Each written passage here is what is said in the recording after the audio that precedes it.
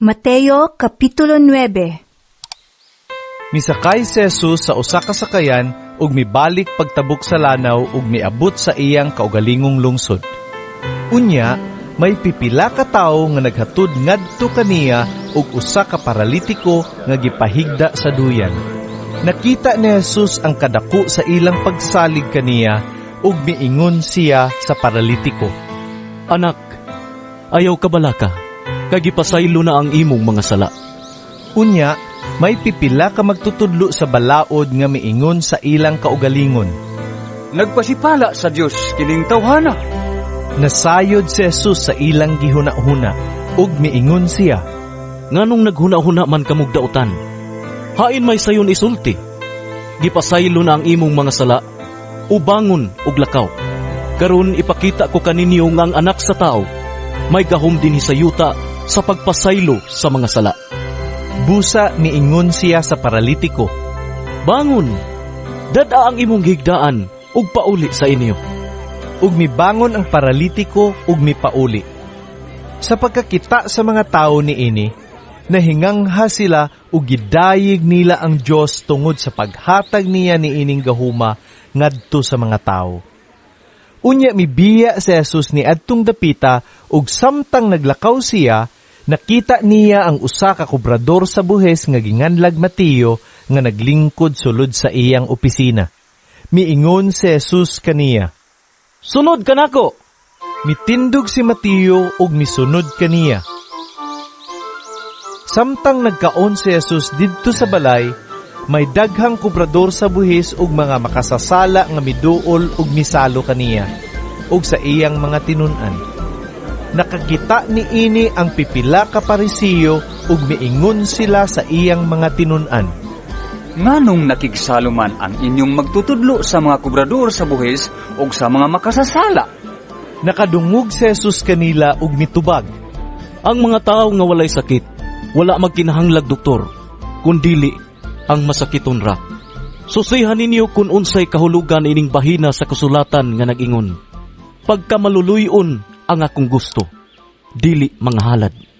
Kay wala ako moanhi aron pagtawag sa mga matarong, kundili sa mga makasasala. Unya miadto kang Jesus ang mga tinun-an ni Juan nga magbubunyag ug nangutana, Nganong kami raman ug ang mga Parisiyo ang nagpuasa kanunay, apan ang imong mga tinun-an wala?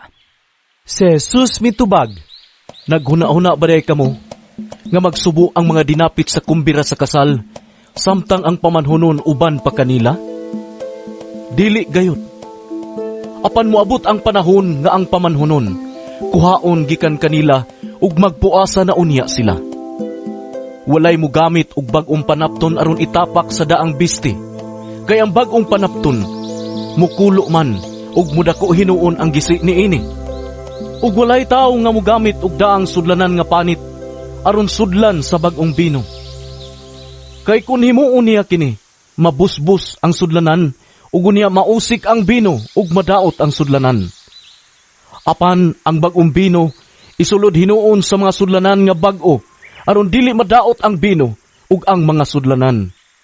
Samtang nagsulti si Jesus niini, miduol kaniya ang usa ka opisyal, miluhod sa iyang atubangan ug miingon, Bago pa lang namatay ang akong anak nga babae, apan ang tua og hikapa siya, ug mabuhi siya. Busa mitindog si Jesus ug misunod kaniya ug mikuyog ang iyang mga tinun-an.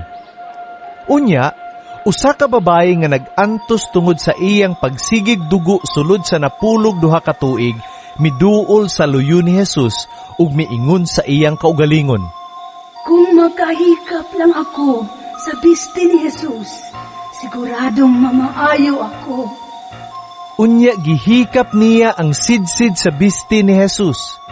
Milingi si Jesus ug nakita niya ang babae ug miingon siya, Ayaw ka balaka anak, ang imong pagsalig mao'y nakaayo kanimo. ug diha-diha dayon naayo ang babayi. Unya misulod si Jesus sa balay sa opisyal. Sa pagkakita niya sa mga musikiro alang sa paglubong ug sa mga tao nga nagkaguliyang, miingon siya, Panggawas kamong tanan, wala mamatay ang bata, natulog lang siya. Tungod ni ini, gibugal-bugalan nila si Jesus.